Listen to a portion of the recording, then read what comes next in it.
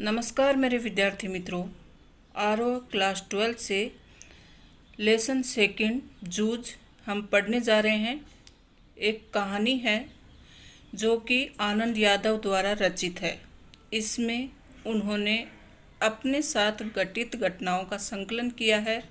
बचपन में किस तरह पढ़ाई को लेकर उनको समस्याओं का सामना करना पड़ा, किन कठिनाइयों में उन्होंने पढ़ाई की, उन सब का वर्णन इस कहानी के अंतर्गत है।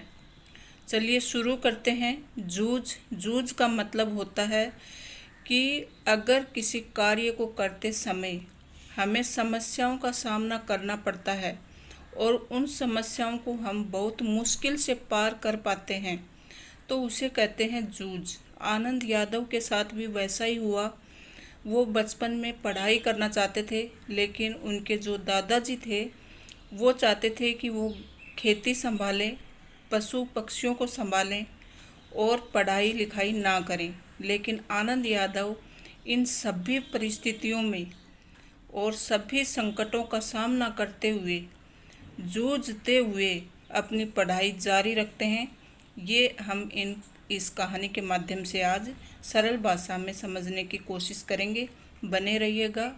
वीडियो बड़ा ज़रूर बनेगा, लेकिन डिटेल में आपको ये कहानी समझने को मिलेगी, क्योंकि आप 12th में हैं। डिटेल में नहीं पढ़ेंगे तो आप प्रश्नों के उत्तर सही तरीके से नहीं दे पाएंगे। आधा अधूरा ज्ञान हमेशा परेशान करता है। इसके लिए आपको हर लेसन को बहुत ही विश्लेषण रूप से उसको पढ़ना चाहिए और सरल तरीके से मैं समझाने का प्रयास करूंगी ताकि आपको किसी भी प्रकार की बोरियत महसूस ना हो। चलिए शुरू करते हैं। पाठशाला जाने के लिए मन तड़पता था। किसका? आनंद यादव का। लेकिन दादा के सामने खड़े होकर ये कहने की हिम्मत नहीं होती कि मैं पढ़ने जाऊंगा। डर लगता था कि हड्डी पसली एक कर देगा, क्योंकि उनके दादाजी जो थे वो बहुत ही खड़ूस थे और वो नहीं चाहते थे कि घर का कोई सदस्य पढ़ाई लिखाई करे, क्योंकि उनको खेती में ज़्यादा लालच था और पढ़ाई उनको निरर्थक लगती थी। इसलिए मैं इस ताक में रहता मतलब इस कोशिश में रहता कि कोई दादा को समझा दे। मुझे इसका विश्वास था कि जन्म भर खेत में काम करते रहने पर भी हाथ कुछ नहीं लगेगा। जो बाबा के समय था वह दादा के समय नहीं रहा। ये खेती हमें गड्ढे में धकेल रही है। पढ़ जाऊंगा तो नौकरी लग जाएगी, 4 पैसे हाथ में रहेंगे, विठोबा आना की तरह कुछ धंधा कारोबार किया जा सकेगा। अंदर ही अंदर इस तरह के विचार चलते रहते हैं। तो बच्चों, आपको भी पता है कि पढ़ाई के बिना कुछ भी नहीं है। ना तो हम पहले के जैसे लोगों की तरह हम मेहनत कर पाते हैं, और जब हम मेहनत नहीं कर पाते हैं तो खेती से कुछ हासिल भी नहीं कर पाएंगे। इसके लिए पढ़ना लिखना बहुत ज़रूरी है। तो यही बात वो सोचते थे। कौन? आनंद यादव। कि पूरे मेरी सब पीढ़ियां ऐसे ही घाटे में ही जीती रही। काश मैं पढ़ लूँ तो 4 पैसे कमा लूँगा और घर अच्छे से आराम से चला पाऊँगा। इसके चलते वो पढ़ना चाहते थे, लेकिन अपने दादा से डरते थे कि दादा को समझाए कौन। काश कोई उनको समझा दे कि मैं पढ़ना चाहता हूँ। दिवाली बीत जाने पर महीना भर ईख पेरने का कोल्हू चलाना होता।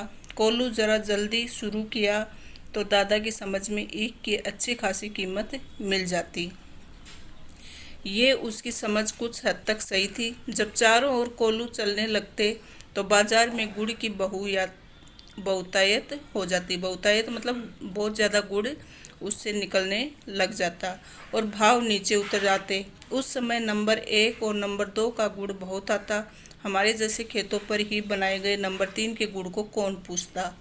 तो मतलब खेतों में जो गुड़ बनता था ईख से, उसकी वैल्यू कम होती थी, और उस समय नंबर 1 और नंबर 2 का जो गुड़ रहता था उसको लोग ज़्यादा पूछते थे। तो लेखक का मानना है कि हम जो खेत में बनाते हैं, ईख से तैयार करते हैं गुड़, उसकी कोई वैल्यू ही नहीं है, तो फिर इतनी मेहनत करने का क्या फ़ायदा। बाकी के किसान दूसरे ढंग से विचार करते थे। उनका मत था यदि ईख को कुछ दिन खेत में खड़ी रहने दिया गया तो गुड़ ज़रा ज़्यादा निकलता है। देर तक खड़ी रहने वाली ईख के रस में पानी की मात्रा कम होती है और रस गाढ़ा हो जाता है, जिसके कारण ज़्यादा गुड़ निकलता है। लेकिन दादा की समझ से गुड़ ज़्यादा निकलने की अपेक्षा भाव ज़्यादा मिलना चाहिए, इसलिए सारे गांव भर में हमेशा कोल्हू सबसे पहले शुरू हो जाता था। तो दादा चाहते थे कि सबसे पहले ईख की बुआई वो करें और ज़्यादा से ज़्यादा ईख उपजाएं, ताकि ज़्यादा से ज़्यादा गुड़ मिल सके और ज़्यादा से ज़्यादा उनको भाव मिल सके। तो इस तरह से दादाजी का विचार था, लेकिन लेखक महोदय कुछ अलग ढंग से सोचते थे। इसी कारण वह इस वर्ष भी शुरू हुआ। हम उससे जल्दी निपट गए, आगे के काम में लग गए। सभी जन धूप में लेटे हुए थे। माँ धूप में कंडे थाप रही थी।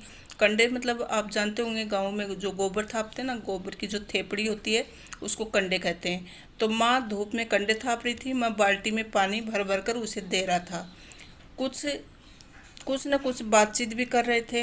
हम दोनों ही थे, इसलिए ये सोचकर कि बात माँ से कहनी चाहिए, मैंने अपने पढ़ने की बात छेड़ दी।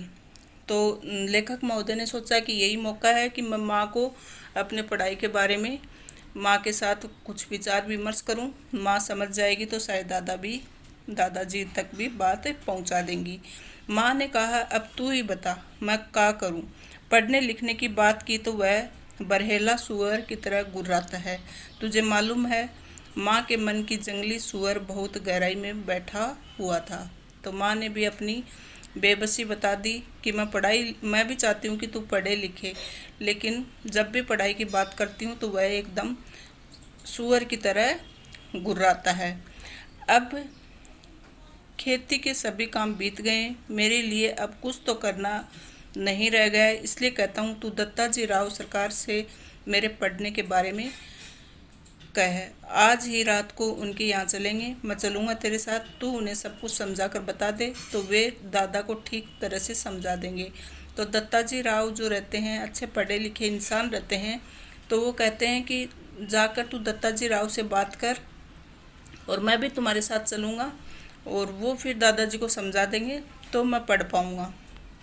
इस तरह से अपनी लाचारी व्यक्त करते हैं माँ के सामने। ठीक है, चलेंगे। माँ ने हाँ तो की, लेकिन अंदर से माँ के स्वर में उदासी थी। मुझे भी मालूम था इतना करने पर भी कोई लाभ नहीं होगा, लेकिन वह मेरा मन रखने के लिए जाने को तैयार हो गई। मेरी तड़प वह समझती थी। 7वीं तक पढ़ाने की उसके मन में तैयारी थी, लेकिन दादा के आगे उसका बस नहीं चलता था। तो माँ भी बेचारी सोचती थी कि कैसे करूं, और माँ को लगता था कि मैं इसके साथ तो जा रही हूँ, लेकिन फिर भी कुछ होने वाला नहीं है। वह चाहती थी कि 7वीं तक कम से कम पढ़ ले, लेकिन उसका बस नहीं चलता था। तो बच्चों, ये बताना है कि माँ और आनंद यादव जो थे वो पढ़ाई को लेकर किससे डरते थे, ये आपको कमेंट बॉक्स में लिखकर बताना है। रात को मैं और माँ दत्ताजी राव देसाई के यहाँ गए। माँ ने दीवार के सहारे बैठकर दत्ताजी राव से सब कुछ कह दिया। वे भी इस बात से सहमत हो गए। माँ ने यह भी बताया कि दादा सारे दिन बाजार में रखमाबाई के पास गुजार देता है, खेती के काम में हाथ नहीं लगाता।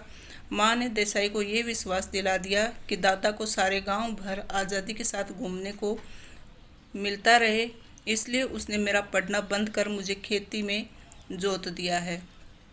तो दादाजी थे वो अपनी ज़िंदगी ऐशो आराम से बिताना चाहते थे, और लेखक महोदय को इसलिए नहीं भेजना चाहते थे कि ये पढ़ लिख गया तो फिर खेती कौन संभालेगा। दादा खुद मेहनत नहीं करना चाहते थे, इसलिए आनंद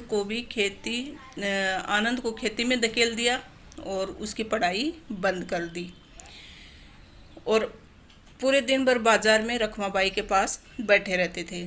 माँ ने देसाई को ये विश्वास दिला दिया कि उनको पूरे दिन भर गांव में आज़ादी से घूमने के लिए मिलता रहे, इसके लिए आनंद का पढ़ना लिखना बंद करवा दिया। ये सुनते ही देसाई दादा चिढ़ गए और बोले, आने दे अब मैं उसे सुनाता हूँ कि नहीं, अच्छी तरह देख। उठते उठते मैंने भी दत्ताजी राव से कहा, अब जनवरी का महीना है, अब परीक्षा नज़दीक आ गई है। मैं यदि अभी भी कक्षा में जाकर बैठ गया और पढ़ाई की दोहराई कर ली, दोहराई मतलब रिवीजन, दौरान, तो मतलब जितना पढ़ाया है उसका मैं रिवीजन भी कर लूँगा, तो 2 महीने में 5वीं की सारी तैयारी कर लूँगा और मैं परीक्षा में पास हो जाऊँगा। इस तरह मेरा साल बच जाएगा। अब खेतों में ऐसा कुछ काम नहीं है, मेरा पहले ही 1 वर्ष बेकार में चला गया। तो आनंद यादव को आप देख सकते हैं कि कितनी लगन थी कि कैसे भी करके मैं 2 महीने में जितना पढ़ा दिया उसका मैं रिवीजन कर लूँगा और अच्छे से पास भी हो जाऊँगा। तो बच्चों, ये लगन और ये इच्छा शक्ति हम सभी में होनी चाहिए, तभी हम किसी मुकाम को हासिल कर सकते हैं। ठीक है, ठीक है, अब तुम दोनों अपने घर जाओ। जब वह आ जाए तो मेरे पास भेज देना। उसके पीछे से घड़ी भर बाद में तू भी आ जाना रे छोरे। तो इस तरह से दत्ता जी बोलते हैं कि अब दोनों माँ बेटे जाओ और उनको मेरे पास भेजना और थोड़ी देर बाद में तुम भी आ जाना। जी कहकर हम खड़े हो गए। उठते उठते हमने ये भी कहा कि हमने वहाँ आकर ये सब बातें कही हैं, ये मत बता देना, नहीं तो हम दोनों की खैर नहीं। माँ अकेली साग भाजी देने आई थी, ये बता देंगे तो अच्छा होगा। ठीक है, ठीक है, मुझे जो करना मैं करूँगा। देख, उसके सामने ही तुझसे कुछ पूछूंगा, तू निडर होकर साफ साफ उत्तर देना, डरना मत। तो इस तरह से दत्ता जी जो हैं उनका साथ देने की कोशिश करते हैं। नहीं जी, मैं माँ के साथ लौट आया। 1 घंटा रात बीते दादा घर आया, मैं घर में ही था। आते ही माँ ने दादा से कहा, साग भाजी देने देसाई सरकार के यहाँ गई थी तो उन्होंने कहा कि बहुत दिनों से तेरा मालिक दिखाई नहीं दिया, खेत से आ जाने पर ज़रा इधर भेज देना। कुछ काम वाम था? दादा ने अधीरता से पूछा। अधीरता से मतलब उत्सुक होकर कि क्या कुछ काम था जो मुझे बुलाया। तो माँ ने झूठ बोला कि मैं साग देने गई थी तो देसाई सरकार के यहाँ गई तो उन्होंने आपके बारे में पूछा और आपको बुलाया है। तो मुझे तो कुछ बताया नहीं उन्होंने, तो मैं हो आता हूँ, तब तक तू रोटियाँ सेक ले। गणपा आए तो उसे खेतों पर भेज देना पहले ही। तो दादा तुरंत उठ खड़ा हुआ। देसाई के बाड़े का बुलावा दादा के लिए सम्मान की बात थी। आधा घंटा बीतने पर माँ ने मुझसे कहा कि अब तू जा, कहना जिम ने बुलाया है। अच्छा। तो फिर आधा घंटा बीत गया तो माँ बोली कि अब बेटा तुम जाओ वहाँ पर, क्योंकि जैसा कि पहले बताया गया है कि उन्होंने कहा था कि जैसे ही तुम्हारे दादा यहाँ पर आ जाएं थोड़ी देर बाद में तुम भी आ जाना। तो वो आनंद चले जाते हैं वहाँ पर। फिर क्या हुआ, मैं पहुँचा तो सरकार मेरी राह देख रहे थे। क्यों आया रे छोरे? तो पूछा क्यों आया? दादा को बुलाने आया हूँ, अभी खाना नहीं खाया है। बैठ बैठ थोड़ी देर, अभी तो आया है वह मेरे पास। जी मैं बैठ गया। धीरे धीरे दत्ताजी राव पूछने लगे, कौन सी में पढ़ता रे तू? जी 5वीं में था, किंतु अब नहीं जाता हूँ। क्यों रे? तो इस तरह से बात शुरू करते हैं कि कैसे बात को आगे बढ़ाई जाए, क्योंकि पहले से ही पता था कि किन परिस्थितियों में नहीं पढ़ रहा है, इसलिए वो बात को शुरू करने के लिए पूछते हैं कि कौन सी क्लास में पढ़ता है। लेकिन वह आनंद जो है निडर होकर बताता है कि 5वीं में था, किंतु अब नहीं जाता हूँ। क्यों? दादा ने मना कर दिया है, खेतों में पानी लगाने वाला कोई नहीं है। क्यों रत्नापा? हाँ जी। फिर तू क्या करता है? सरकार ने दादा से जिरह करना शुरू किया तो सारा इतिहास बाहर निकल आया। सरकार ने दादा पर खूब गुस्सा किया। उन्होंने दादा की खूब हजामत बनाई कि खूब उनको डांटा फटकारा कि तुम ऐसा क्यों कर रहे हो। देसाई के मतलब खेत को छोड़ देने के बाद दादा का ध्यान किसी काम की तरफ नहीं रहा। मन लगाकर वह खेत में श्रम नहीं करता है, फसल में लागत नहीं लगाता है, लुगाई और बच्चों को काम में जोतकर किस तरह खुद गांव भर में खुले सांड की तरह घूमता है, अब अपनी मस्ती के लिए किस तरह छोरा के जीवन की बलि चढ़ा रहा है, ये सब उन्होंने सुनाया। तो पहले मतलब देसाई के खेतों में काम करता था, लेकिन बाद में किसी भी काम में उसका मन नहीं लगता था और बाद में खेतों में मेहनत नहीं करना चाहता था, फसल में लागत नहीं लगाता था और अपनी औरत और बच्चों को काम में जोतकर खुद गांव भर में घूमता रहता था मस्ती से और कुछ भी मेहनत नहीं करता था। इसलिए अपने बच्चे की पढ़ाई को भी उसने बंद करवा दिया। तो इस तरह से दत्ताजी राव ने मतलब दादा की हर एक बात को काटी और आनंद यादव को बोलते हैं कि तू सवेरे से पाठशाला आएगा और कुछ भी हो पूरी फीस भर दे उस मास्टर की और मन लगाकर पढ़ाई कर। किसी भी तरह साल नहीं मारा जाए, इसका ध्यान रख। यदि इसने तुझे पढ़ने नहीं भेजा तो सीधा चला आ इधर। सुबह शाम को हो सके वह काम कर यहाँ और पाठशाला जाते रहना, मैं पढ़ाऊँगा तुझे। इस तरह से बात की तो फिर दादाजी बोले मैंने मना कब किया, इसको ज़रा गलत सलत आदत पड़ गई थी इसलिए पाठशाला से निकालकर ज़रा नज़रों के सामने रख लिया। कैसी आदत है, चाहे जैसी, यहाँ वहाँ कुछ भी करता है। कभी कंडे बेचता, कभी चारा बेचता, सिनेमा देखता, कभी खेलता। खेती और घर के काम में इसका बिल्कुल ध्यान नहीं है। दादा ने मेरे ऊपर अचानक हल्ला बोल दिया। क्यों रे छोकरे? तो इस तरह से दादा ने मतलब आनंद पर एकदम से झूठे आरोप लगा दिए। तो फिर आनंद ने जवाब दिया, नहीं जी, कभी एक बार मेले में पटा कर पैसे लगा दिए थे। दादा तो कभी भी सिनेमा के लिए पैसे नहीं देते, इसलिए खेत पर गोबर बीन बीन कर माँ के कंडे थपवा लिए थे माँ से, और उन्हें बेचकर ही कपड़े भी बनवाए थे। उसी समय एक बार सिनेमा भी गया था, मैंने भी झूठ सच मिलाकर ठोक दिया। तो इस तरह से आनंद को तो पढ़ना था, इस तरह उन्होंने सफाई से जवाब दे दिया। तो हम ये वितान से पढ़ रहे हैं जूझ कहानी। चलिए आगे बढ़ते हैं। अब ये सब बंद कर सिर्फ पढ़ाई में मन लगा। ना पास नहीं हुआ है कभी? नहीं जी, पाठशाला जाना ही बंद करा दिया, इसलिए परीक्षा में ही नहीं बैठा हूँ। अच्छा अच्छा, अब तू घर जा और सवेरे से पाठशाला जाने लग। तो इस तरह से दत्ता जी ने प्रॉब्लम सॉल्व कर दी। जी मैं उठ खड़ा हुआ। बाहर निकलते निकलते मैंने सुना, अरे बच्चे की जात है, एक आध वक्त सिनेमा चला गया तो क्या हुआ, एक आध बार खेलने में लग गया तो क्या हुआ, इस बात पर उसका पढ़ना लिखना बंद करा देना है क्या? तो इस तरह से दत्ता जी मतलब दादा को डांट रहे थे। जी आप कहते हैं तो मैं भेज देता हूँ कल से, देखते हैं एक आध वर्ष में कुछ सुधार हो जाए, दादा ने मन मारकर कहा। इस समय उसका बस नहीं चल रहा था। फिर खाना खाते दादा ने मुझसे वचन लिया, पाठशाला 11 बजे होती है, दिन निकलते ही खेत पर हाजिर हो जाना चाहिए, 11 बजे तक पानी लग जाना चाहिए, खेत पर से सीधे पाठशाला पहुंचना और सवेरे आते समय ही पढ़ने का बस्ता घर से लेते आना। छुट्टी होते ही घर में बस्ता रखकर सीधे खेत में आकर घंटा भर ढोर चराना। कभी खेतों में ज़्यादा काम हुआ तो पाठशाला में गैर हाजिरी लगाना, मतलब एब्सेंट रह जाना चलेगा। तो इस तरह से दादा ने धौंस जमाई और शर्तें रख दी कि सुबह उठते ही बस्ता लेकर सीधा खेत जाना है, खेत का काम करके स्कूल जाना है, स्कूल से सीधे बस्ता घर पर रखकर घर आना है, और ये शर्तें मंजूर है तो पाठशाला जा, नहीं तो ज़रूरत नहीं है। हाँ, खेत का काम होगा तो गैर हाजिरी रहना ही चाहिए। मैं ऐसे बोल रहा था मानो मुझे सारी बातें मंजूर हैं। मन आनंद से उमड़ रहा था, मतलब खुशी हो रही थी। हाँ, इतना मंजूर हो तो पाठशाला जाना, नहीं तो ये पढ़ना लिखना किस काम का। तो इस तरह से दादा ने शर्तों के साथ उसको स्कूल भेज दिया। हाँ, ये दिन नहीं आया तो किसी दिन तो देख, गांव में जहाँ मिलेगा वहीं कुचलता हूँ कि नहीं तुझे। तेरे ऊपर पढ़ने का भूत सवार हुआ है, मुझे मालूम है। बालिस्टर नहीं होने वाला है तू। दादा बार बार कुर कुर कर रहा था। मैं चुपचाप गर्दन नीचे करके खाना खाने लगा। फिर रोते धोते पाठशाला फिर शुरू हुई। गर्मी सर्दी हवा पानी भूख प्यास आदि का कुछ भी ख्याल न करते हुए खेती के काम की चक्की में 11 से 5 बजे तक पीसते रहने से छुटकारा मिल गया। उस चक्की की अपेक्षा मास्टर की छड़ी की मार ज़्यादा अच्छी लगती थी, उसे मैं मज़े से सहन कर लेता था। फिर दोपहर की कड़क धूप का समय पाठशाला की छाया में व्यतीत हो रहा था। गर्मी के 2 महीने आनंद से बीत गए।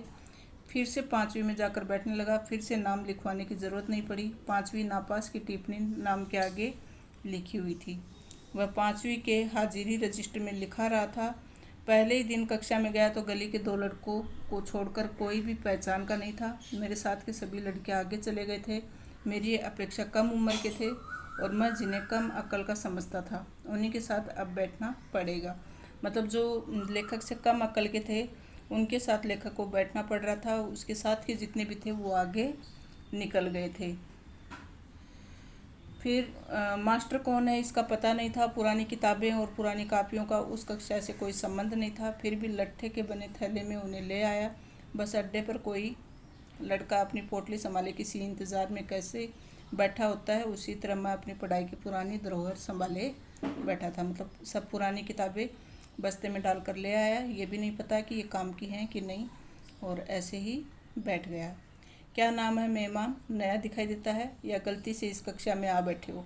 कक्षा के सबसे ज़्यादा शरारती चौहान ने लड़के के सामने आकर खिल्ली उड़ाने के स्वर में पूछा। तो एक चौहान नाम का लड़का था जो कि लेखक की खिल्ली उड़ाता है और पूछता है कि तुम्हारा क्या नाम है, कक्षा में नए आए हो क्या।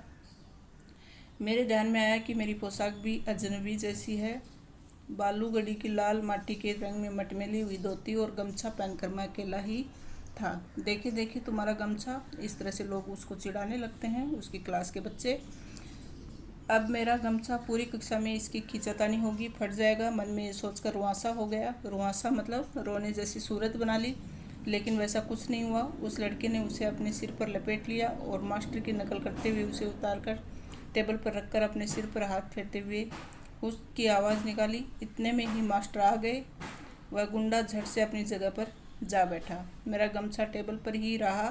पहले दिन इस घटना ने मेरे दिल की धड़कन बढ़ा दी और छाती में धक धक होने लगी, क्योंकि बेचारा बहुत दिन के बाद स्कूल गया था और गया तो वहाँ उसके साथ इस तरह की हरकत हुई तो एकदम से डर गया था। फिर रणवरे मास्टर कक्षा में आए। टेबल पर मटमैला गमछा देखकर उन्होंने पूछा, किसका है रे। मेरा है मास्टर, तू कौन है। मजाक आते, पिछले साल फेल होकर इसी कक्षा में बैठा हूँ। गमछा ले जा पहले। उसने छड़ी से मेरा गमछा उठाकर नीचे डाल दिया। मैं उसे उठाने लगा तो कहा, यहाँ क्यों रखा है मूर्खों की तरह। मैंने नहीं रखा मास्टर, उस लड़के ने मेरे सिर से छीन लिया और यहाँ रख दिया। तो ये सब मतलब चौहान की शिकायत उसने कर दी। ये चौहान का बच्चा बिना बात के उठक पटक करता है, कहते हुए उस मास्टर उस लड़के की ओर चले गए। मास्टर ने मेरे बारे में और भी पूछा और वामन पंडित की कविता पढ़ाने लगे। तो गमछा क्या होता है बच्चा, जो पतले कपड़ा होता है उसका तौलिया। बीच की छुट्टी में मेरी धोती की कांच उस लड़के ने 2 बार खींचने की कोशिश की, लेकिन मैं फिर दीवार की तरफ पीठ करके जा बैठा। तो इस तरह से वह मस्ती करता है। कौन, चौहान।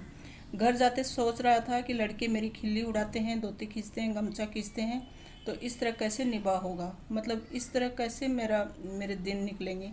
नहीं जाऊंगा ऐसी पाठशाला में, इससे तो अपना खेत ही अच्छा है। चुपचाप काम करते रहो। गली के 2 ही लड़के हैं कक्षा में, वे भी मुझसे कमज़ोर हैं, वे क्या मदद करेंगे।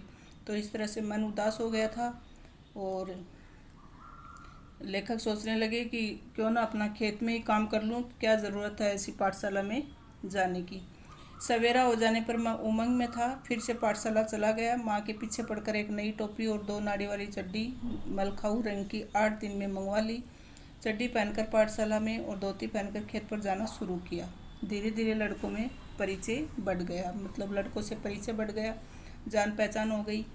मंत्री नामक मास्टर कक्षा अध्यापक के रूप में बीच में आए। वे प्राय छड़ी का उपयोग नहीं करते थे, हाथ से गर्दन पकड़कर पीठ पर घुसा लगाते थे। पीठ पर एक जोर का बैठते ही लड़का हुक भरने लगता था। लड़कों के मन में उसकी दहशत बैठी हुई थी। तो मंत्री नाम का जो मास्टर था वो इस तरह से था। फिर आगे बताते हैं कि वसंत पाटिल नाम का एक लड़का शरीर से दुबला पतला किंतु बड़ा होशियार था। उसके सवाल हमेशा सही निकलते थे। स्वभाव से शांत था, हमेशा पढ़ने में लगा रहता, घर से पूरी तैयारी करके आता था, दूसरों के सवालों की जांच करता था। मास्टर ने उसे कक्षा मॉनिटर बना दिया। हमेशा पहली बेंच पर बैठता, बिल्कुल मास्टर के पास। कक्षा में उसका सम्मान होता था। तो वसंत नाम का जो लड़का था वो बहुत ही अच्छा था। मुझे ये लड़का मेरी अपेक्षा छोटा लगता था। मैं उससे पहले ही 5वीं में पहुंच गया था। गलती से पिछड़ गया हूं मैं, इसलिए मास्टर को कक्षा की मॉनिटरी मेरे हाथ में सौंपनी चाहिए, मुझे ऐसा लगने लगा था। और दूसरी ओर ये भी लगता था कि मुझे 2 महीने में 5वीं की पूरी तैयारी करके अच्छी तरह पास होना है। कक्षा में दंगा करना और पढ़ाई की अपेक्षा करना मेरे लिए मुनासिब नहीं है। तो इन सब बातों के कारण मेरा सारा ध्यान पढ़ाई की ओर ही रहा। वसंत पाटिल की तरह ही पढ़ाई करने लगा। फिर कभी कभी वसंत पाटिल के साथ साथ एक तरफ से वह तो दूसरी तरफ से मैं लड़कों के सवाल जांचने लगा। तो इस तरह से मास्टर मुझे आनंदा कहकर बुलाने लगे और मतलब कक्षा में अपनी अच्छी पैठ आनंद ने जमा ली थी। मुझे पहली बार किसी ने आनंदा कहकर पुकारा। माँ कभी आनंदा कहती परंतु बहुत कम। मास्टरों के इस अपनेपन के व्यवहार के कारण, वसंत की दोस्ती के कारण पाठशाला में मेरा विश्वास बढ़ने लगा। फिर एक आते सौंदलगेकर मास्टर, जो कि मराठी पढ़ाते थे। पढ़ाते समय वे स्वयं में ही रम जाते थे। वे कविता बहुत अच्छे ढंग से पढ़ाते थे। सुरीला गला, छंद की बढ़िया चाल और उनके साथ रसिकता थी। पुरानी नई मराठी कविताओं के साथ साथ उन्हें अंग्रेजी कविताएं भी कंठस्थ थी और साथ साथ वे अभिनय भी करते थे। लय, गति, ताल से गाते थे। उसी भाव की किसी अन्य कवि की कविता भी सुनकर सुनाते थे। बीच में कवि यशवंत बोरकर, तांबे, गिरीश, केशव कुमार आदि के साथ अपनी मुलाकात के संस्मरण सुनाते थे। वे स्वयं भी कविता करते थे। याद आ गई तो वे अपनी भी एकाध सुना देते थे। ये सब सुनते हुए, अनुभव करते हुए मुझे अपना भान नहीं रहता था। मैं अपनी आँखों और कानों से प्राणों की सारी शक्ति लगाकर दम रोककर मास्टर के हाव भाव और गति, चाल और रस पीता रहता। तो मतलब जो एक थे मराठी के टीचर और बहुत अच्छी कविता सुनाते थे। लेखक को बहुत अच्छी लगती थी और लेखक भी उसमें डूब जाते थे। फिर सुबह शाम खेत पर पानी लगाते हुए, ढोर चराते हुए, अकेले में खुले गले से वे सारी कविताएं मास्टर के हाव भाव, आरोह अवरोह के अनुसार ही गाता रहता। तो खेतों में भी लेखक इस तरह की कविताएं गाते रहते थे और क्यारियों में पानी देते रहते थे, साथ साथ कविता पर अभिनय करते रहते थे। तो उन्हें भान ही नहीं रहता कि वो कितना टाइम एक कविता पर लगाते थे। इन कविताओं के साथ खेलते हुए मुझे दो बड़ी शक्तियाँ प्राप्त हुई। पहले ढोर चराते हुए, ढोर मतलब पशु चराते हुए, पानी लगाते हुए, दूसरे काम करते हुए अकेलापन बहुत खटकता था। किसी के साथ बोलते हुए, गपशप करते हुए, हंसी मजाक करते हुए काम करना अच्छा लगता था। हमेशा कोई ना कोई साथ में होना चाहिए ऐसा लगता था। लेकिन अब अकेलापन दूर हो गया। कैसे दूर हो गया? क्योंकि वो जो कविता विद्यालय में सुनकर आता था उन्हीं कविताओं को दोहराता रहता था और खुद भी कविता बनाने की कोशिश करता था।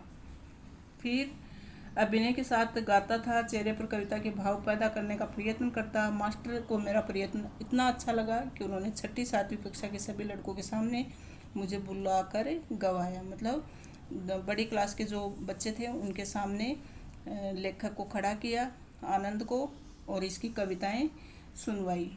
तो मास्टर स्वयं कविता करते थे। अनेक मराठी कवियों के काव्य संग्रह उनके घर में थे। उन कवियों के चरित्र और उनके संस्मरण बताया करते थे। इसके कारण ये कवि लोग मुझे आदमी ही लगने लगे थे।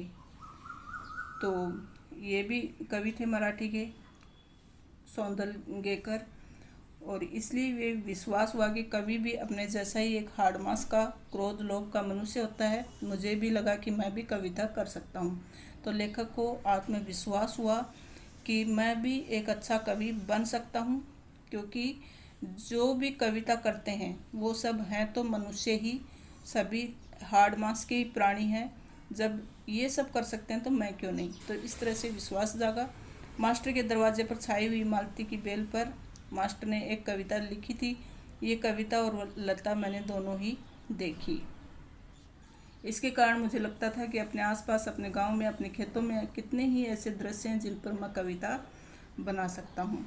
तो इस तरह से जो आनंद है वो धीरे धीरे भैंस चराते चराते फसलों पर, फूलों पर तुकबंदी करने लगे और ज़ोर से गुनगुनाते भी थे और मास्टर को दिखाने भी लग गए।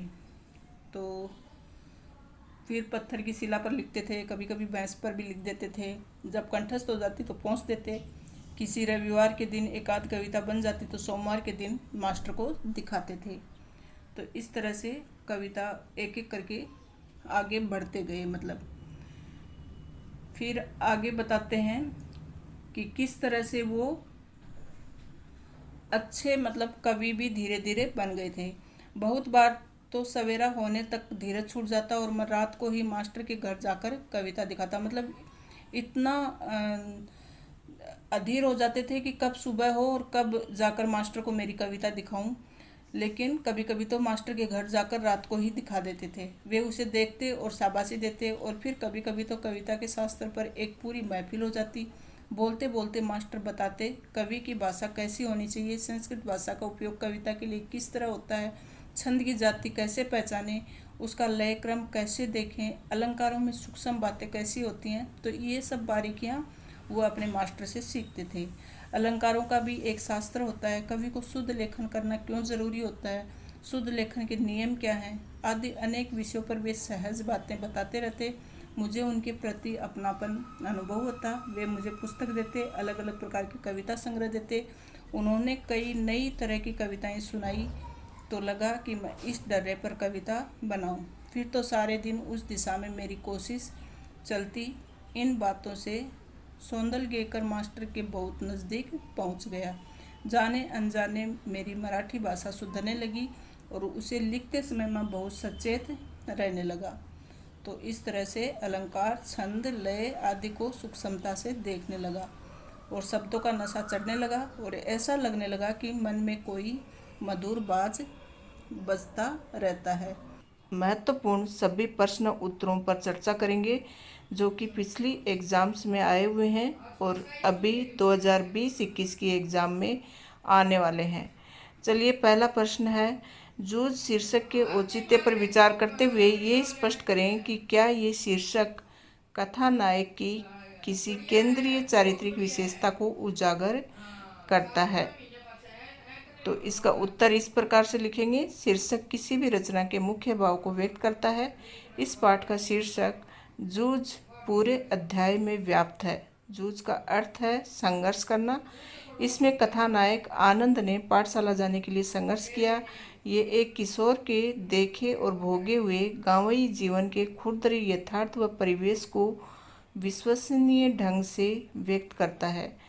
जो आनंद रहता है वह विद्यालय जाना चाहता है, लेकिन उसके पिताजी उसको विद्यालय नहीं भेजकर खेतों में काम करवाना चाहते हैं।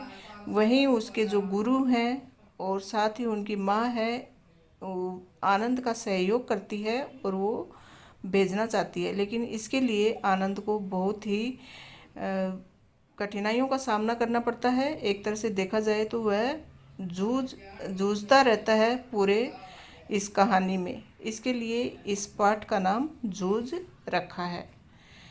तो लेखक के संघर्ष में उसकी माँ देसाई सरकार, मराठी व गणित के अध्यापक ने सहयोग दिया, अतः ये शीर्षक सर्वथा उपयुक्त है। इस कहानी के कथानायक में संघर्ष की प्रवृत्ति है। उसका पिता उसको पाठशाला जाने से मना कर देता है। इसके बावजूद कथानायक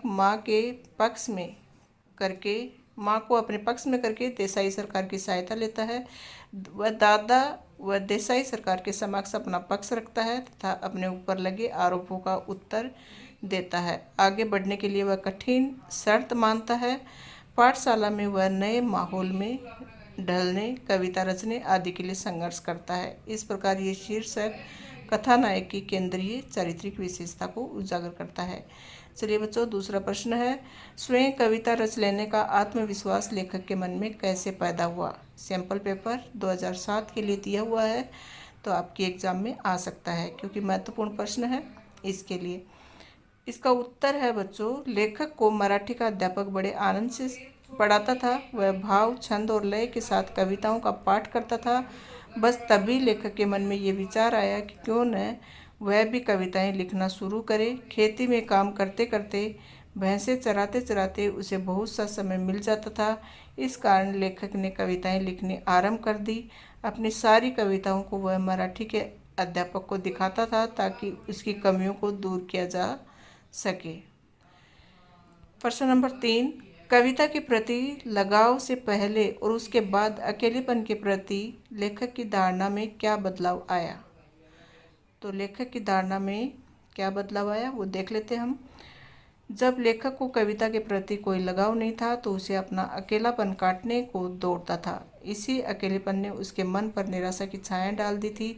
इसी कारण वह जीवन के प्रति निर्मोही हो गया था, मतलब जीवन से किसी प्रकार का मोह नहीं था। लेकिन जब उसका लगाव कविता के प्रति हुआ तो उसकी धारणा एकदम बदल गई। उसे अकेलापन अब अच्छा लगने लगा था। वह चाहता था कि कोई उसे कविता रचते समय टोके नहीं। वास्तव में कविता के प्रति लगाव होने के बाद लेखक के लिए अकेलापन जरूरी हो गया था। इसी अकेलेपन में वह कविताएं रच सकता था, क्योंकि एक कवि को अकेला छोड़ेंगे तभी वह कविता रच पाएगा। तो लेखक भी चाहता था कि उसे कविता लिखते समय कोई भी रोके टोके नहीं। अब उसको अकेलापन अच्छा लगता था। प्रश्न नंबर 4, श्री सौंदलगेकर के अध्यापन की उन विशेषताओं को रेखांकित करें जिन्होंने कविताओं के प्रति लेखक के मन में रुचि जगाई।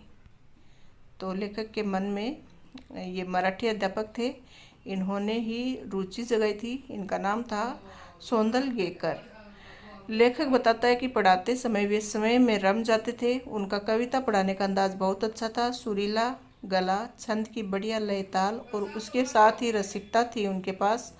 पुरानी नई मराठी कविताओं के साथ उन्हें अनेक अंग्रेजी कविताएं भी कंठस्थ थी। पहले वे एकाध कविता गाकर सुनाते थे, फिर बैठे बैठे अभिनय के साथ कविता का भाव ग्रहण करते, उसी भाव की किसी अन्य की कविता भी सुनाकर दिखाते। वे स्वयं भी कविता लिखते थे। याद आई तो वे अपनी भी एकाध कविता सुनाते हुए, अनुभव करते हुए लेखक को इस बात में अपना भान ही नहीं रहता था। वह अपनी दुनिया में खो जाता था। लेखक अपनी आंखें और प्राणों की सारी शक्ति लगाकर दम रोककर मास्टर के हाव भाव, ध्वनि, गति आदि पर ध्यान देता था। तो इस तरह से मराठी के अध्यापक से ये तुकबंदी करता था और लय, छंद, अलंकार आदि के बारे में कविता के सभी विशेषताओं को वह सीखता था। प्रश्न नंबर 5, आपके ख्याल से पढ़ाई लिखाई के संबंध में लेखक और दत्ताजी राव का रवैया सही था या लेखक के पिता का? तो आपको ये बताना है, आपको तर्क सहित उत्तर देना है कि लेखक जो पढ़ना चाहते थे उनके संबंध में उनके पिताजी का रवैया अच्छा था या फिर दत्ताजी राव का रवैया सही था। इसका उत्तर है, पढ़ाई लिखाई के संबंध में लेखक और दत्ताजी राव का रवैया सही था। लेखक का दृष्टिकोण पढ़ाई के प्रति यथार्थवादी था। उसे पता था कि खेती से गुजारा नहीं होने वाला, पढ़ने से उसे कोई न कोई नौकरी अवश्य मिल जाएगी, गरीबी दूर हो जाएगी। वह सोचता भी था कि पढ़ जाऊंगा तो नौकरी लग जाएगी, 4 पैसे हाथ में रहेंगे, अन्ना की तरह कुछ धंधा कारोबार कर लूँगा। दत्ताजी राव का रवैया भी सही है। उन्होंने लेखक के पिता को धमकाया तथा लेखक को पाठशाला भिजवाया, यहाँ तक खुद खर्चा उठाने तक की धमकी लेखक के पिता को दी। इसके विपरीत लेखक के पिता का रवैया एकदम अनुचित था। उसकी ये सोच, तेरे ऊपर पढ़ने का भूत सवार हुआ है, मुझे मालूम है बालिस्टर नहीं होने वाला है, तू एकदम प्रतिगामी था। वह खेती के काम को ज़्यादा बढ़िया समझता था। समय ऐसी करने के लिए बच्चों को खेती में झोंकना चाहता था। तो इस तरह से उसके पिता की सोच अलग थी और उनके दादा की सोच अलग थी। तो हमारे मत से भी जो दत्ताजी राव का रवैया था वो सही था और लेखक का रवैया भी सही था। पढ़ाई लिखाई ज़रूरी है और लेखक के पिता का रवैया सही नहीं था। अगला प्रश्न है, जूझ उपन्यास में लेखक ने क्या संदेश दिया? क्या लेखक अपने उद्देश्य में सफल रहा? तो इस उपन्यास के माध्यम से लेखक संदेश देना चाहता है कि व्यक्ति को संघर्षों से जूझते रहना चाहिए। समस्याएं तो जीवन में आती रहती हैं, इन समस्याओं से भागना नहीं चाहिए बल्कि इनका मुकाबला करना चाहिए। उसके लिए आत्मविश्वास होना चाहिए। बिना आत्मविश्वास के व्यक्ति संघर्ष नहीं कर सकता। जो व्यक्ति संघर्ष करता है उसे एक न एक दिन सफलता अवश्य मिलती है। तो विद्यार्थियों, आपके जीवन पर ये उपन्यास एकदम सटीक बैठता है। आपको भी संघर्ष करना है। जितना संघर्ष करोगे आप उतनी ही ऊंची सफलता पाओगे। संघर्ष करना तो मानव की नियति है। प्रत्येक व्यक्ति किसी न किसी रूप में जीवन भर संघर्ष करता है। यदि संघर्ष नहीं किया तो मानव जीवन नीरस बन जाएगा। इन संघर्षों से जूझ कर व्यक्ति सफलता के ऊंचे शिखर पर पहुंच सकता है। लेखक का जीवन भी बहुत संघर्षशील था। प्रश्न नंबर 7, दत्ताजी राव से पिता पर दबाव डलवाने के लिए लेखक और उसकी मां को एक झूठ का सहारा लेना पड़ा। यदि झूठ का सहारा न लेना पड़ता तो आगे का घटनाक्रम क्या होता? तो अगर झूठ नहीं बोलते तो लेखक अनपढ़ रह जाता। वह जीवन भर खेतों में कोल्हू के बैल की तरह जूता जाता। उसे सिवाय भैंस चराने और खेती करने के कोई काम न होता। वह दिन भर खेतों में काम करता, शाम को घर लौटता। उसका पिता अय्याशी करता। लेखक के सारे सपने टूट जाते। वह अपना जीवन और प्रतिभा ऐसे ही व्यर्थ जाने देता है। बिना झूठ का सहारा लिए उसकी प्रतिभा कभी न चमक पाती। केवल एक झूठ ने लेखक के जीवन की दिशा ही बदल दी। बहुत ही अच्छा प्रश्न है। अगला प्रश्न है, लेखक का पाठशाला में पहला अनुभव लेखक का पाठशाला में पहला अनुभव कैसा रहा, मतलब वह विद्यालय गया तो उसका पहला दिन कैसा था। उत्तर है, लेखक फिर से 5वीं कक्षा में जाकर बैठने लगा। वहाँ उसे पुनः नाम लिखवाने की जरूरत नहीं पड़ी। 5वीं ना पास की टिप्पणी उसके नाम के आगे लिखी हुई थी। पहले दिन गली के 2 लड़कों को छोड़कर कोई भी लड़की उसका जानकार नहीं था, कोई भी लड़का उसका जानकार नहीं था। लेखक को बहुत बुरा लगा। वह सोचने लगा कि उसे अब उन लड़कों के साथ बैठना पड़ेगा जिन्हें वह मंदबुद्धि समझता था। उसके साथ के सभी लड़के तो आगे की कक्षाओं में चले गए, इसलिए वह कक्षा में स्वयं को बहुत अकेला महसूस कर रहा था। प्रश्न नंबर 9, जोज उपन्यास की संवाद योजना की समीक्षा करें। संवाद मतलब बातचीत का तरीका इस उपन्यास में किस तरह का है।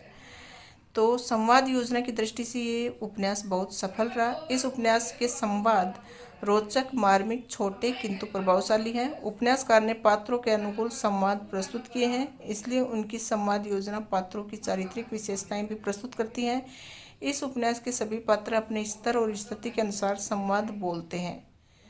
तो जब जिसको जो बोलना चाहिए वो उसी हिसाब से संवाद रखे हुए हैं, उसके वाक्य उसके अकॉर्डिंग दिए हुए हैं। लगभग सभी संवाद पात्रों की मनोस्थिति को प्रस्तुत करते हैं। छोटे संवाद अधिक प्रभावशाली। पर मटमैला गमछा देखकर उन्होंने पूछा, किसका है रे? मेरा है मास्टर। तू कौन है? मैं जकाते, पिछले साल फेल होकर इसी कक्षा में बैठा हूँ। तो छोटे जो संवाद है वो ज़्यादा प्रभावशाली लग रहे हैं। प्रश्न नंबर 10, कविताएं पढ़ते हुए लेखक को कितनी शक्तियां प्राप्त हुई। उत्तर है, लेखक बताता है कि कविताएं पढ़ते हुए, कविताओं के साथ खेलते हुए उसे 2 बड़ी शक्तियां प्राप्त हुई। पहली, लेखक को डोल पर चलते हुए अकेलापन और उबाऊपन महसूस होता था, लेकिन कविताएं पढ़ने से लेखक का उबाऊपन दूर हो गया। लेखक अपने आप से ही खेलने लगा। लेखक को ऐसे लगना लगा यदि वह अकेला रहे तो अच्छा है, क्योंकि अकेले रहने से वह ज़्यादा कविताएं लिख सकता था। और दूसरे लेखक को कविता गाना आ गया। अब वह काव्य पाठ करते करते नाचने गाने लगता था। उसे लय, तुकबंदी और छंद का ज्ञान होने लगा। गाने के साथ साथ अभिनय भी करता था। अभिनय करना भी लेखक सीख गया था। अगला प्रश्न है बच्चों, लेखक कविता किस ढंग से लिखता था और कविता बंदी के प्रति उसकी लगन कैसी थी। उत्तर है, जब लेखक मराठी अध्यापक सौंदलकर से प्रभावित हुआ तो उसने खेतों में काम करते करते कविताएं लिखने अथवा रचना करने का निश्चय किया। भैंस चराते चराते लेखक फसलों पर, जंगली फूलों पर तुकबंदी करता, जोर जोर से गुनगुनाता, कविताएं लिखता, फिर उन्हें मास्टर जी को दिखाता। कविता रचने के लिए लेखक खीसे में कागज़ और पेंसिल भी रखने लगा। कभी यदि उसके पास कागज़ और पेंसिल नहीं होती तो लेखक लकड़ी के छोटे टुकड़े से भैंस की पीठ पर रेखा खींचकर लिखता था। कभी कभी तो वह पत्थर पर भी, कंकड़ों से भी कविता लिख दिया करता था। जब कविता याद हो जाती तो वह कविता को मिटा देता। वास्तव में कविता के प्रति लेखक की लगन बहुत ज़्यादा थी। कविता के लिए वह अपना पूरा जीवन बिता देना चाहता था। प्रश्न नंबर 13, दत्ताजी राव ने दादा की खिंचाई किस प्रकार की। सरकार ने आनंद की पढ़ाई के मामले में दादा पर बहुत गुस्सा किया। उन्होंने दादा की खूब हजामत बनाई। देसाई के खेत को छोड़ देने के बाद दादा का ध्यान किस तरह काम की तरफ नहीं रहा। मन लगाकर वह खेत में किस तरह श्रम नहीं करता था, किसी तरह की श्रम नहीं करता था, फसल में लागत नहीं लगाता, लुगाई और बच्चों को काम में जोतकर किस तरह खुद गांव भर में खुले सांड की तरह घूमता था, और अब अपनी मस्ती के लिए किस तरह छोरा के जीवन की बलि चढ़ा रही है। प्रश्न नंबर 14, पहले दिन शरारती लड़के चौहान ने लेखक के साथ क्या किया। तो पहले दिन जब लेखक स्कूल आया तो वह सहमा हुआ था। उसके पास ढंग के कपड़े भी नहीं थे, बस्ता भी नहीं था, उसकी किसी से जान पहचान भी नहीं थी। एक चौहान नाम का लड़का रहता है, बहुत शरारती रहता है। तो वह पूछता है कि वह नया लगता है या फिर वह गलती से आ बैठा है। लेखक बाल गड़ी की लाल माटी के रंग में मटमैली धोती व गमछा पहने हुए था। चौहान ने उसका गमछा छीन लिया, उसे अपने सिर पर लपेटकर मास्टर की चक्ल की। उसने उसे उतारकर टेबल पर रखा और अपने सिर पर हाथ फेरते हुए उसकी आवाज़ की। मास्टर जी के आने पर वह चुपचाप अपनी जगह पर जा बैठा। तो इस तरह से वो चौहान नाम का जो लड़का था उसने लेखक के साथ शरारत की। प्रश्न नंबर 15, किस घटना से पता चलता है कि लेखक की माँ उसके मन की पीड़ा समझ रही थी? जूझ कहानी के आधार पर बताइए। उत्तर है, लेखक की इच्छा पढ़ाई जारी रखने की थी, परंतु उसका पिता उसे खेत का काम व पशु चराने का काम कराना चाहता था, इसलिए उसने लेखक की पढ़ाई छुड़वा दी। इस बात से लेखक बहुत परेशान रहता था। उसका मन दिन रात पढ़ाई जारी रखने की योजनाएं बनाता। इसी योजना के अनुसार लेखक ने अपनी माँ से दत्ताजी राव सरकार के घर चलकर उसकी सहायता करने व अपने पिता को राजी करने की बात कही। माँ ने लेखक का साथ दिया, तो साथ देने की जब बात कही तो तुरंत स्वीकार कर लिया। वह दत्ताजी राव से जाकर बात भी करती है और पति से इस बात को छिपाने का आग्रह करती है। इससे पता चलता है कि वह अपने बेटे के मन की पीड़ा को समझती थी। बहुत ही अच्छा प्रश्न है, आ सकता है एग्जाम में।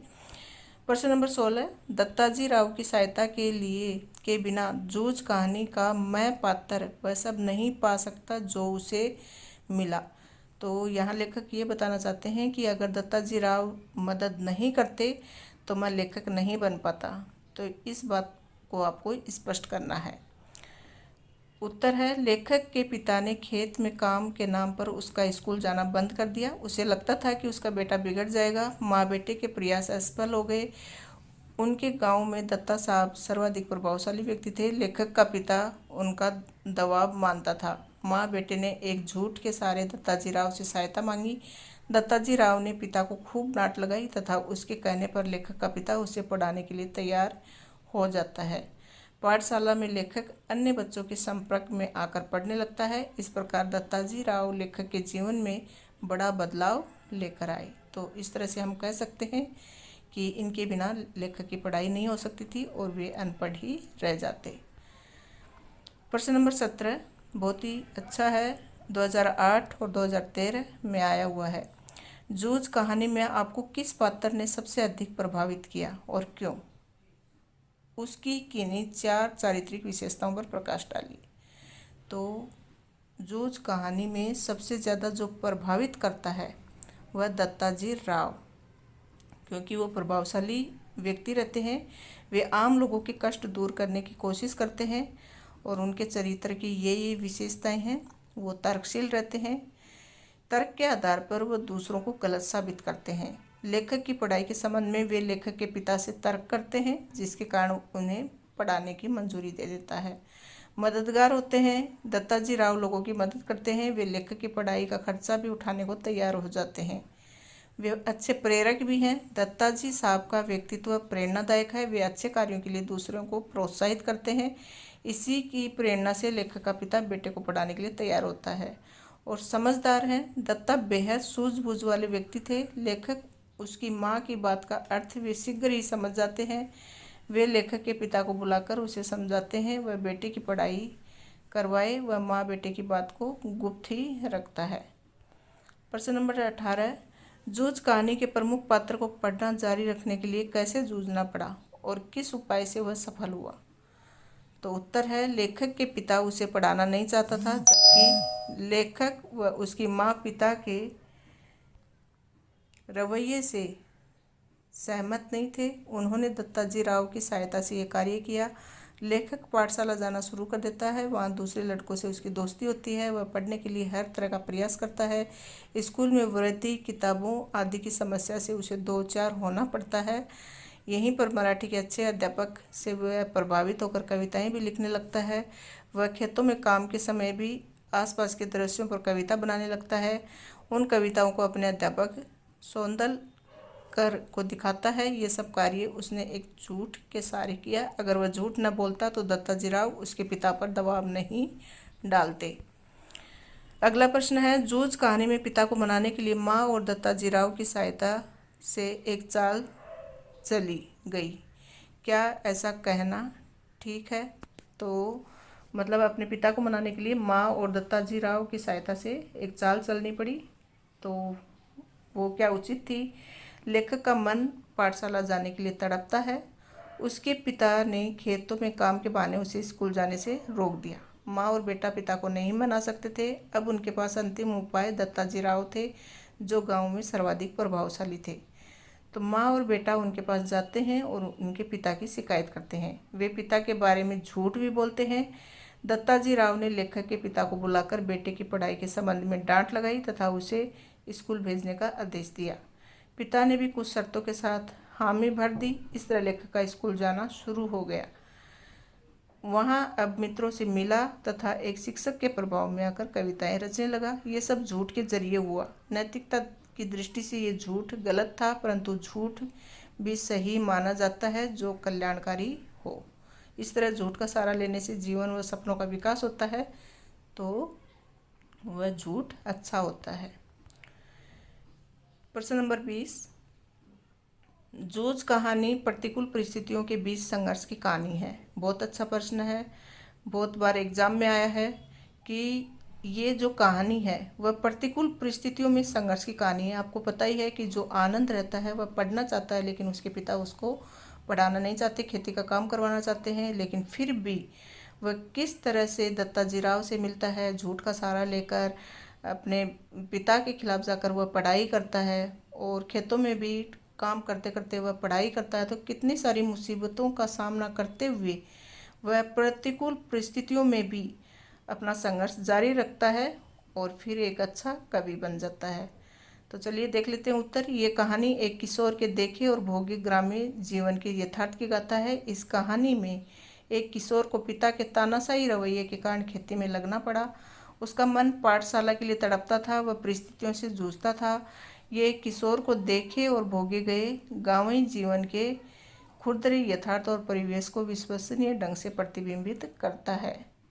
तो वह शिक्षा प्राप्त करने के लिए कई स्तर पर जूझता है। पहले वह घर में संघर्ष करता है, उसके बाद स्कूल में भी उसे पढ़ाई के लिए जूझना पड़ता है, आर्थिक संकट से जूझता है। इन सब संघर्षों के बावजूद वह अपनी पढ़ाई जारी रखता है। फिर वह कविता पाठ करने लगता है, गणित में भी वह अव्वल रहता है। इस कारण सभी उसे आनंद करने लगे थे। लेखक ने आत्मकथ्य में अपने जीवन संघर्ष को ही व्यक्त किया है। तो ये कहानी प्रतिकूल परिस्थितियों में भी संघर्ष की कहानी है। अच्छा प्रश्न है बच्चों, फिर से एग्जाम में आ सकता है, इसलिए इस प्रश्न को फिर से गौर करने की जरूरत है। प्रश्न नंबर 21, जूझ कहानी आधुनिक किशोर किशोरियों को किन जीवन मूल्यों की प्रेरणा देती है? तो आज के किशोरों के लिए, किशोरियों के लिए ये कहानी बहुत ही प्रेरणादायक है कि किस तरह से लेखक को प्रतिकूल परिस्थितियों में जूझना पड़ा, सारी परिस्थितियों का सामना करना पड़ा, उसके बावजूद वो अच्छे अव्वल नंबर के स्टूडेंट्स में से गिने जाते थे। आज आपको इतनी सारी फैसिलिटी मिल रही हैं, सुख सुविधाएं मिल रही हैं, इसके बावजूद आप पीछे जा रहे हैं। तो ये कहानी आपको कहीं ना कहीं उत्साह देती है, प्रेरणा देती है आगे बढ़ने के लिए। देखो इस कहानी के माध्यम से क्या क्या प्राप्त होता है? दूरदर्शिता। कहानी का नायक आनंद दूरदर्शी है। वह किशोर अवस्था में ही पढ़ाई के महत्व को समझ गया था। उसे पता था कि खेती में ज़्यादा आमदनी नहीं है। वह नौकरी या व्यवसाय का महत्व समझ गया था। फिर मेहनती, आनंद बहुत मेहनती था, खेतों में कठोर मेहनत करता था, तो भी वह पढ़ाई में अव्वल था। ये प्रेरणा नया युवक ले सकते हैं। फिर संघर्ष, तो किशोर किशोरियां कम संघर्ष से सफलता अधिक चाहते हैं। आनंद ने पढ़ाई, खेती, स्कूल, समाज, हर जगह प्रतिकूल परिस्थितियां होते हुए भी पढ़ाई में उसने सफलता पाई। फिर अभ्यास, तो आनंद पढ़ाई में बेहद ध्यान देता था। कविता का अभ्यास वह भैंस की पीठ पर, पत्थर पर, खेतों में, हर जगह करता था। गणित में भी वह बेहद होशियार था। तो इस तरह से बच्चों कह सकते हो कि ये कहानी आज के किशोर किशोरियों के लिए बहुत प्रेरणादायक है। प्रश्न नंबर 22 जो कि अंतिम प्रश्न है, जूझ कहानी का नायक किन परिस्थितियों में अपनी पढ़ाई जारी रख पाता? अगर उसकी जगह आप होते तो उन विषम परिस्थितियों में किस प्रकार अपने सपनों को जीवित रखते?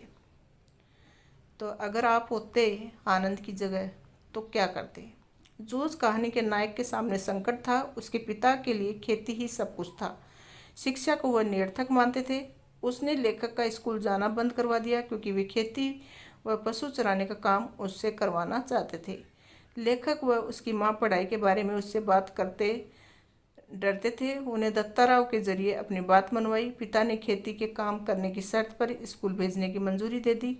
स्कूल में लेखक अपनी उम्र के हिसाब से छोटी कक्षा में था। शरारती बच्चे उसका मजाक उड़ाते थे। पैसे की कमी के कारण वर्दी आदि की भी दिक्कत थी। लेखक ने अपने परिश्रम से अपना सम्मान अर्जित किया।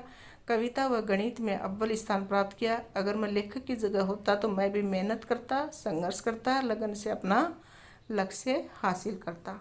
चलिए आगे का आज का लेसन जूझ, इसके सभी एमसीक्यूज अभी हम देखेंगे। इसका पहला क्वेश्चन है, लेखक का दादा जल्दी कोल्हू क्यों चलाता था? लेखक का दादा जल्दी कोल्हू क्यों चलाता था? जल्दी काम खत्म करने के लिए, अधिक पैसे के लिए, अपनी आवारागर्दी के लिए, आराम करने के लिए? तो वह अधिक पैसे कमाने के लिए कोल्हू चलाता था। लेखक की कक्षा के मॉनिटर का नाम क्या था? वसंत पाटिल, चौहान पाटिल, मनोहर पाटिल, राव पाटिल। तो लेखक की कक्षा के मॉनिटर का नाम था वसंत पाटिल। कहानी के शीर्षक जूझ का अर्थ है संघर्ष, चालाकी, मेहनत, कठिनाई। तो जूझ का अर्थ है संघर्ष। जूझ पाठ के रचयिता का नाम है फणीश्वर नाथ रेणु, आनंद यादव, धर्मवीर भारती, मनोहर श्याम जोशी। तो जूझ पाठ के रचयिता का नाम है आनंद यादव। जूझ उपन्यास मूलतः किस भाषा में रचित है? जूझ उपन्यास मूलतः मराठी, गुजराती, अवधी, ब्रिज। तो मराठी भाषा में रचित है। जूझ के कथानायक का क्या नाम बताया गया है? आनंदा, दत्ताजीराव, मोहन आनंद, कमल आनंद। तो जूझ के कथानायक का आनंदा नाम बताया गया है।